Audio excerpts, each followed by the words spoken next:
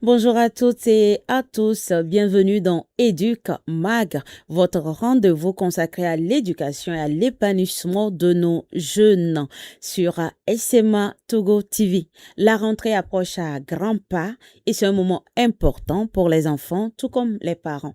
Alors, au-delà des fournitures, des dépenses, quel est le rôle des parents concrètement pour aider l'enfant à retrouver le rythme scolaire? Ce sont les questions autour desquelles nous allons échanger sur ce plateau et je suis bien accompagnée avec Monsieur Fred Edem Abouchi. Il est coach de vie, gérant du cabinet Freya Consulting Recrutement. Il est aussi parent d'élèves. Alors, il va nous aider à comprendre le rôle des parents pour la préparation de la rentrée. Alors, bonjour Monsieur Fred. Bonjour, Madame Grace. Comment vous allez? Nous rendons grâce à Dieu. D'accord, Mhm. merci. Alors, vous allez nous aider. On va comprendre comment les parents peuvent-ils accompagner les enfants pour que la rentrée puisse être une rentrée réussie et que l'année scolaire aussi puisse porter des fruits. Merci, Tata. Je voudrais aussi dire bonjour aux téléspectateurs et bonjour surtout aux parents et aux élèves qui se préparent ardemment à reprendre les cours des classes. Et j'espère que cet entretien, cette émission va beaucoup aider les parents à se retrouver et surtout aussi les élèves et les enseignants aussi. Je dis une fois merci à SMA TV pour l'invitation. Merci. Merci beaucoup, Monsieur Fred. Et nous espérons, comme vous le dites, que cette émission va aider les parents à l'entame bientôt de cette rentrée scolaire. Alors, avant de rentrer dans le sujet proprement dit, quelles limites y a-t-il entre les vacances et la rentrée? Ok, merci pour la question. Alors, parlant de limites, déjà, il faut dire si ce sont des limites physiques en termes de temps. Mm. On va dire que généralement, les vacances, c'est pas la rentrée d'une période de 2 mois. Mm. Voilà. Bon, maintenant, s'il y a une autre limite, c'est le fait de savoir que il y a un temps pour faire quelques activités pendant les vacances et il y a un autre temps pour s'arrêter ou prendre une pause avant de reprendre les classes. Donc, je dirais que c'est vrai, la période ou la limite entre les vacances et la rentrée scolaire s'étale sur une période de 2 mois. Bon, de façon temporelle. De Voilà. façon temporelle, donc ça s'étend sur une période de 2 mois, disons, Officiellement. officiellement. C'est-à-dire à partir de la date Mm. officielle de la déclaration des vacances, qui Oui, était le 13 juillet le mois passé, oui. et la rentrée est le 14 septembre. Mm. Donc, ça fait effectivement 2 mois. D'accord. Mm. Alors, pendant ces 2 mois, pourquoi et quand faut-il commencer par préparer la rentrée? Alors, je pense qu'au cours de l'une de nos émissions voilà, précédentes, nous avions dit que au cours des vacances ou pendant les vacances, les élèves ont aussi le droit et même le devoir d'apprendre d'autres choses euh, qui sont différentes des cours, qui sont différentes de ce qu'ils font habituellement en classe et d'embrasser d'autres activités, un peu d'entrepreneuriat, un peu de formation. Donc, c'est vraiment important. Maintenant, du fait que l'enfant doit reprendre les classes, il est vraiment important que au moins 2 semaines à l'avance, que l'enfant puisse ou l'élève puisse déjà s'arrêter afin de faire un point et savoir que les activités qu'il est en train de faire actuellement doivent aussi prendre une fin pour que son mental puisse rentrer dans une nouvelle activité qui est la rentrée scolaire. Alors, est-il important de préparer l'enfant avant la rentrée? Pourquoi? Oui, je pense que il est important de préparer l'élève Mm. avant la rentrée, surtout s'il est déjà dans une activité, même s'il n'en est pas dans une activité, il est important qu'il comprenne que le temps qu'il est en train de passer va prendre fin et qu'il doit rentrer dans une autre activité Mm. scolaire. Mhm. Et donc, c'est important de discuter avec lui, de lui faire comprendre que actuellement ou avant qu'il reprenne les salles de classe, Mhm. il y a quand même un certain nombre de dispositions qu'il doit entretenir. Mhm. Parce que son cerveau n'était plus habitué à retenir, à mémoriser, voilà, à rester concentré sur les devoirs de classe, les cours. Et donc, il faut qu'il prépare son mental, son cerveau à rentrer dans une nouvelle activité qui est la rentrée scolaire. C'est D'accord. important. D'accord. Alors, il y avait eu rupture, disons, entre peut-être la manière de penser, de mémoriser, de retenir les choses. Et maintenant, comment peut-on l'aider à reprendre progressivement le rythme scolaire? OK. Alors, je pense que déjà, quand il a eu ses vacances, on va dire depuis le 13 juillet, et nous avions dit qu'il fallait lui laisser au moins tout le mois de juillet quand même pour se Ouais. reposer. Donc, on suppose que à la fin du mois de juillet, c'est-à-dire début août, jusqu'en fin août, il est rentré dans une autre activité. Il a fait soit une formation, soit il a aidé aux tâches ménagères, il est allé au marché ou bien il est allé dans une entreprise pour voir comment ça se passe. À la fin du mois d'août, c'est-à-dire 2 semaines avant la rentrée, c'est important qu'il commence déjà. Même pendant ces activités qu'il était en train de faire, ça ne l'empêche pas quand même de réviser ses cours, surtout les matières dans lesquelles il n'était pas assez bon. Donc, de reprendre carrément les anciens cours pour être à jour. Donc, maximum 2 semaines avant la rentrée, Mm. il faudrait déjà qu'il se prépare voilà, à embrasser les cours, à préparer la rentrée, voir si les tenues scolaires sont toujours au point, les Mhm. chaussures Mhm. et les fournitures scolaires. D'accord. Là, il faut au moins 2 semaines pour l'élève Au moins. voilà, au moins 2 semaines pour reprendre progressivement le rythme scolaire. Alors là, on va quitter un peu les élèves et puis on va parler des parents. Maintenant, D'accord. il faut préparer les fournitures. Comment le parent peut s'y prendre pour préparer les fournitures sans créer le stress? Parce qu'on voit que vraiment, à la veille de la rentrée, les parents sont dans tous les états. Quand tu les vois, on sent qu'il y a quelque chose qui ne va pas. Mais est-ce que c'est comme ça? Est-ce que normalement c'est comme ça? Alors, il y a deux choses. Mm. Soit le parent, il a suffisamment de moyens Mhm. et il n'est pas pressé. Mhm. Maintenant, l'autre option, c'est d'acheter les choses une à une, petit à Mhm. petit. Mhm. Ne pas attendre jusqu'à la veille de la rentrée pour les acheter. Il faut aussi impliquer l'élève dans le choix. C'est-à-dire que, bon, généralement, à la fin de l'année, on remet une liste de fournitures aux élèves qu'ils remettent à leurs parents.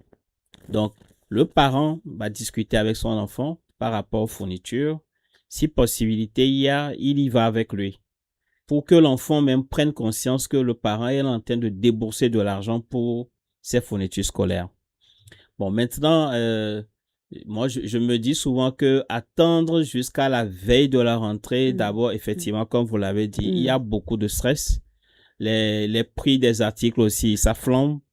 Donc, le mieux, c'est d'arriver à faire ça au moins, comme j'ai dit tout à l'heure, 2 semaines avant et aller avec l'enfant, voir combien de cahiers de 100 pages il a besoin, combien de cahiers de 200 pages il a besoin, et cocher au fur et à mesure les éléments sur la liste des fournitures scolaires pour que l'enfant puisse déjà être suffisamment prêt.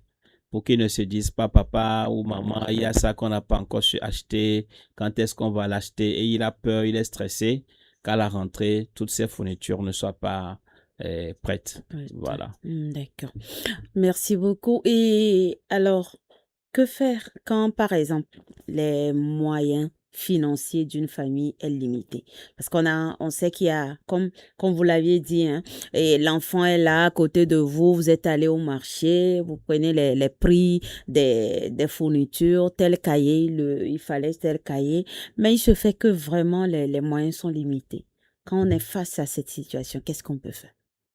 Il faut négocier avec l'enfant parce que il faut dire la vérité à l'enfant. L'enfant sait que le parent a des moyens limités. Ce n'est pas quelque chose de nouveau. Il le sait parce que le parent le lui explique. que actuellement, tu sais que voilà, je suis dans cette situation. Comment est-ce que tu penses qu'on puisse faire? Je pense que les fournitures ont des prix variables, hein. Ça dépend de la qualité. C'est un rapport qualité-prix. Si le parent n'a pas suffisamment de moyens pour acheter des cahiers assez durs, voilà, il y a des cahiers qui sont vraiment durs, leurs couvertures sont vraiment dures, et même les feuilles aussi sont, voilà. Donc, si le parent n'a pas ces moyens-là, il peut acheter des cahiers à bas prix. Et puis, par exemple, au lieu d'acheter 2 cahiers de SVT, parce que peut-être on dit 300 pages, l'enfant peut commencer avec un cahier de 100 pages. Dès que le parent a les moyens, il va encore acheter un autre cahier. Et au lieu d'acheter 2 bics bleus ou 2 bics rouges, ainsi de suite, on peut en acheter un. Et puis, voilà, au fur et à mesure, s'il y a même un cahier, un ancien cahier qui est déjà là, qui est vide, on peut le pondre. Mais tout ça, là, il faut que le parent discute déjà avec l'enfant pour que l'enfant puisse être d'accord. Mais tant que la discussion n'a pas eu lieu, l'enfant, il a l'impression qu'il est lésé ou que le parent n'est pas intéressé par ses études. Donc, c'est important de discuter avec l'enfant. Tout est discussion alors. Tout est discussion. C'est des discussions, parents, élèves. C'est important. C'est important, la négociation. La négociation. Ouais. Alors, chers parents, vous entendez? Alors, faut pas dire non, c'est moi qui dépense. Alors, bon, tu te tais, mais il faut négocier toujours avec les élèves, avec vos enfants pour qu'ils puissent comprendre la situation financière que vous traversez, surtout à la veille de la rentrée. Alors, les élèves, ils sont de différentes catégories, si on peut le dire. Oui. Comment on peut accompagner un élève, par exemple, qui a eu des difficultés scolaires? Alors, un élève qui a eu des difficultés scolaires, dont je suppose que c'est dans une matière donnée, par exemple, ou dans plusieurs matières, comme je le dis, tout dépend. Tout dépend des moyens des parents. Si le parent a un moyen, il peut trouver quelqu'un pour l'accompagner dans ces matières-là. C'est-à-dire, c'est des matières de l'année passée sur lesquelles ou pour lesquelles l'enfant n'a pas été suffisamment bon. Il a des lacunes. On l'accompagne. Si c'est des cours que l'enfant lui-même peut lire pour comprendre ou faire des recherches, c'est vraiment important que l'enfant le fasse. Avec l'aide du parent, il faut que le parent puisse suivre, accompagner l'enfant, que l'enfant sache que le parent, il est derrière lui. C'est vrai que ce n'est pas obligatoire que le parent soit tout le temps derrière l'enfant. Si le parent arrive à éduquer l'enfant pour qu'il soit assez autonome, responsable, l'enfant peut se débrouiller. Mais ça n'empêche pas non plus que le parent, de temps en temps, s'intéresse à ce que l'enfant fait. Donc, l'enfant doit faire des révisions. Même s'il n'a pas des lacunes, il y a quand même un certain nombre de choses qu'on n'a pas suffisamment maîtrisées. Je dis aussi souvent que, puisque notre pédagogie actuelle en Afrique ou au Togo, nous sommes beaucoup dans la théorie, l'enfant peut aussi, ou le parent peut aider l'enfant à aller sur YouTube, à apprendre des exemples précis. Je dis n'importe quoi, hein. Quand on dit par exemple la dilatation des liquides ou des métaux, allez regarder la vidéo et comprendre exactement comment est-ce que cette dilatation se fait. Donc ça va aider l'enfant à se préparer beaucoup plus pour la rentrée. Voilà. D'accord. Et là, vous avez un peu abordé ma question suivante, c'est de savoir, est-ce qu'il est important de faire réviser l'enfant avant la rentrée? Oui, comme on a dit tout à l'heure, vous avez raison, j'ai un peu anticipé. Oui, il est important de faire réviser l'enfant avant. Parce que le cerveau a pris un peu de temps pour rentrer dans autre chose. Ce qui veut dire il était en veille par rapport aux cours scolaires, aux activités scolaires. Il faut qu'on réveille aussi le cerveau progressivement pour qu'il sache que il y a un certain nombre de choses qu'il avait enregistrées et qu'il doit maintenant mettre à jour. Donc, réviser, revoir, retrouver un certain nombre de choses qu'on a oubliées et dont qui sont quand même importantes pour que l'enfant puisse rentrer dans le bain. Généralement, à la rentrée, les enseignants ne reviennent pas forcément sur des anciens cours. On suppose que l'élève les a déjà maîtrisés et donc il est prêt à prendre de nouveaux cours.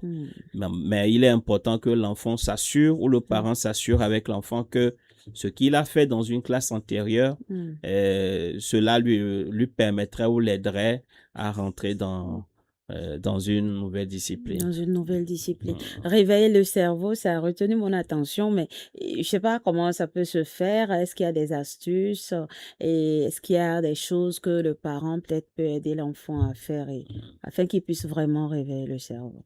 Alors, il faut dire que cette technique, en fait, pour la mémoire et la concentration, il y a des élèves qui ne sont pas concentrés, qui n'arrivent pas à être concentrés, ils sont souvent distraits. Donc, généralement, ils bûchent. C'est-à-dire, c'est juste répéter pour avoir une note. Mais ils n'ont pas la maîtrise de la chose. Le cerveau va permettre d'enregistrer, la mémoire à le faire ressortir, à ressortir ce qu'on a déjà enregistré. Donc, bon, il y a un certain nombre de jeux quand même qu'on fait, hein. Comme j'avais dit la dernière fois, nous sommes dans les vacances utiles. Il y a des techniques qu'on apprend aux élèves, aux enfants. Parfois même, on peut mettre des figures, une figure triangulaire, carrée, ainsi de suite. Ensuite, on enlève tout. On demande à l'enfant de faire des efforts pour retenir l'ordre des figures qu'il doit répéter. Donc, aider l'enfant. Il y a aussi des enfants qui ont des mémoires visuelles, des mémoires auditives. Et il y en a qui n'ont pas besoin, par exemple, d'apprendre à la maison. Ils retiennent tout en classe. Donc, il faut que le parent connaisse son enfant. S'il est distrait, l'aider à se concentrer, à lui faire quelques exercices de concentration. Et surtout, il faut que l'enfant arrive lui-même à se réexpliquer ce qu'il apprend. Parce que généralement, il répète un certain nombre de fois, il bûche, il répète, mais après un mois, il oublie. Donc, nous parlons aussi souvent de la rétention par des mots-clés. Au lieu de faire toute une phrase, une longue phrase, il voit les éléments importants dans la phrase.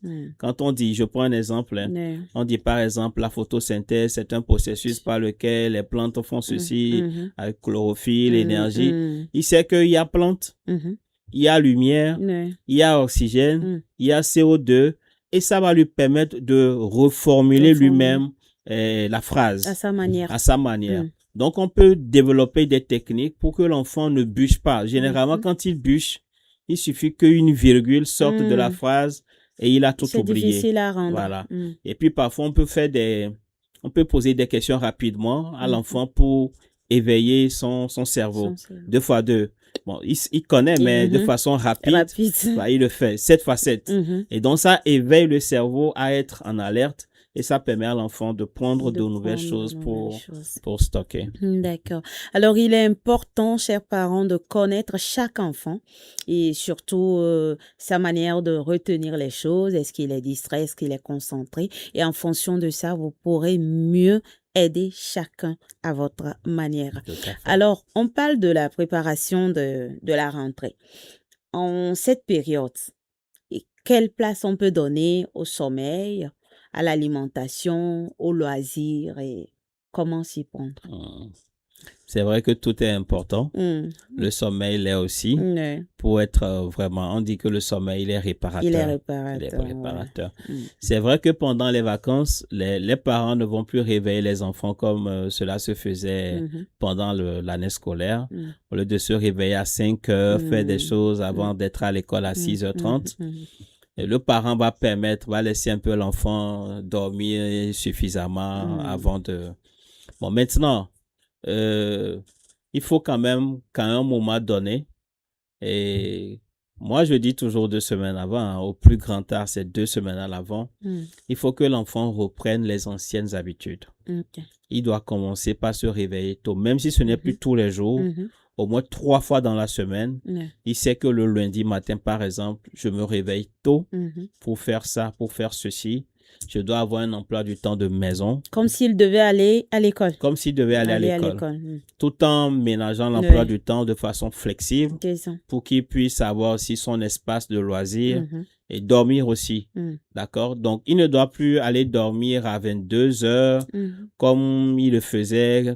Bon, maintenant, il peut dormir un peu tôt au cours des 2 semaines. peut dormir tôt aujourd'hui, vers 20h, 21h. Demain, s'il a une émission qu'il regarde qui va un peu tard, on lui permettra de ne pas se réveiller tôt, mais tout en lui parlant. Parce que plus sa conscience est en éveil et il sait qu'il y a quelque chose qui l'attend, plus le cerveau aussi l'aide à savoir que bientôt, il y a un nouveau processus dans lequel tu vas rentrer. Et les nouvelles habitudes vont commencer par s'installer. Ça va aider à ce que la rentrée ne soit pas brusque pour dire que si on peut encore prolonger la rentrée d'un mois. Maman, j'ai encore envie de dormir un peu. Il faut se réveiller. D'accord. Alors, nous tendons progressivement vers la fin de cette émission. Et s'il y a des conseils, au-delà de tout ce que vous avez dit, s'il y a des conseils à donner aux parents, aux élèves et tout, qu'est-ce que vous pouvez leur dire? Alors, je voudrais dire d'abord aux parents, à nous qui sommes des parents, que c'est vrai que généralement, nous sommes plus rassurés. Les parents sont plus rassurés quand les élèves sont en classe. Ils se disent ils sont dans de bonnes mains. Et quand les enfants sont en congé ou en vacances, parfois ça perturbe le calendrier des parents qui doivent trouver d'autres personnes pour rester avec eux ou bien eux-mêmes doivent rester avec eux. Je voudrais dire que ce ne soit pas une occasion pour nous de nous débarrasser des enfants ou bien de nous libérer de nos responsabilités. On dit que un parent qui prépare l'avenir de son enfant doit s'impliquer aussi dans la réussite de son enfant. Ce n'est pas seulement de l'argent, ce n'est pas seulement investir, mais il faut aussi la présence du parent du début jusqu'à la fin. Alors, pour les parents, je sais que c'est difficile. Les temps sont vraiment difficiles financièrement. Je leur dis beaucoup de courage. Justement, ils en ont besoin. Beaucoup de courage. Je les invite aussi à ne pas attendre la veille de la rentrée pour aller se bousculer dans les librairies, tout et tout. Et il y a aussi quelque chose que je voulais dire. On n'est pas obligé d'acheter des livres neufs à nos enfants si un frère a déjà utilisé qui est toujours disponible. Comme je dis, discuter avec l'enfant pour lui dire, je n'ai que 20 000 francs, mais tes fournitures sont à 30 000 francs. Qu'est-ce qu'on peut faire? Est-ce que ça te dérange de prendre le livre de ton frère qui a fait ceci? Est-ce que ça te dérange? Si on lui parle bien, il comprend et il utilise bien. Maintenant, et je leur dirai aussi que de faire à la rentrée, de bien accompagner les enfants, surtout les premiers jours de la rentrée, et de ne pas oublier que l'une de nos responsabilités aussi, c'est de rendre visite de temps en temps à l'école pour voir le travail que l'enfant fait. Aux élèves, je leur dis que 2 mois, peut-être que ce n'est pas beaucoup, mais ça leur a quand même permis de se reposer un peu. Ça leur a permis aussi de prendre conscience de leurs petites lacunes qu'ils avaient. Parce qu'on a remarqué que généralement, quand tu es dans la classe, on t'explique les choses. Parfois, ton esprit n'est pas sur ça. Ton esprit est beaucoup plus sur les notes. Une fois qu'on a dépassé la classe, on se rend compte que c'était facile. Voilà. Donc, de considérer les choses comme c'est facile. Et surtout, de vouloir les comprendre, pas les bûcher, de les comprendre et de reformuler eux-mêmes leurs phrases, leurs cours. Parce que quand ils vont bûcher, ça ne va pas les aider. Je dirais aussi aux enseignants de faire doucement avec les enfants. Parfois, il y a des élèves qui ont du mal à vite assimiler les choses. Et il y a des enseignants qui sont souvent pressés. Mais parfois, on a un nombre pléthorique. L'enseignant ne sait pas. Est-ce qu'il y a aussi des astuces pour aider les enseignants à rentrer dans ce bain avec les enfants? D'abord, je dis félicitations aux enseignants parce que ce n'est pas du tout évident. Pas du tout. Surtout quand on a un effectif pléthorique. C'est difficile de faire des devoirs, d'organiser. C'est vraiment difficile. Et dès que l'enseignant finit son cours, il doit encore préparer une fiche pour le lendemain. C'est compliqué. Bon, maintenant, c'est une question d'organisation. Il y en a qui font des interros, ça peut être oralement. On n'a pas besoin d'interroger toute la classe. On peut aussi former des groupes et noter les groupes. Au lieu de noter tout le monde à 100 personnes, on peut faire 5 groupes. On sait que chaque groupe va préparer une feuille, par exemple. Le faire régulièrement. Bon, je dis aussi d'être patient avec les élèves qui ont une capacité réduite de compréhension, d'assimilation. Parfois, il y a des élèves qui sont dans des difficultés, même à la À maison. la maison. Ils sont peut-être chez une tante, chez Ouais. un oncle, qui sont un peu Des maltraités, enfants en en situation situation difficile. difficile. Et donc, c'est des élèves qui viennent souvent en retard parce qu'ils sont en train de travailler, faire le ménage. Et malheureusement, quand ils arrivent, on les Ouais. tape encore. Ouais. Donc, ça fait que la souffrance est C'est doublée. ça, les doubles. Donc, d'essayer de comprendre la situation de chacun des enfants qui sont confiés à leur responsabilité. Et je voudrais finir pour dire aussi que aux responsables d'établissement de faire beaucoup attention pour éviter l'introduction des drogues, de certains produits dans les établissements parce que ça dégrade même la santé des enfants. Il faut vraiment une vigilance dans le suivi scolaire. Merci beaucoup, Monsieur Fred, pour tous ces conseils très utiles aux parents, aux enseignants et aux élèves pour la réussite de l'année qui s'annonce à grands pas. Alors, nous sommes pratiquement à la fin de cette émission. Retenons que la préparation de la rentrée ne repose pas uniquement sur les fournitures, mais il y a l'écoute, l'encouragement, l'organisation et la présence des parents dans la vie des enfants et qui est aussi essentiel pour aider l'enfant à réussir au cours de l'année. Alors, chers parents, accompagnez vos enfants avec patience, bienveillance et donnez-leur la confiance. Encouragez leurs efforts à travailler avec collaboration, avec engagement. Alors, Monsieur Fred, merci encore une fois et ça sera toujours un plaisir pour nous de partager ce plateau avec vous. Nous allons revenir à coup sûr sur d'autres thèmes qui vont aussi aider les parents, nos jeunes et tout. D'accord. Merci. Ce sera un plaisir. D'accord, le plaisir sera toujours partagé. Alors, merci à vous qui êtes restés à notre compagnie. Merci à la régie technique, nos chers braves qui sont derrière la baie vitrée. Merci pour le travail que vous abattez pour SMA Togo TV. Alors, chers fidèles téléspectateurs de SMA Togo TV, nous vous donnons rendez-vous très prochainement dans votre émission Éduc Mag. Ce magazine qui est consacré à l'éducation, à l'épanouissement de nos jeunes. N'hésitez pas aussi à nous faire des propositions de thèmes dont vous voulez qu'on discute dans cette émission. La vie est très courte, aimons-nous, vivons.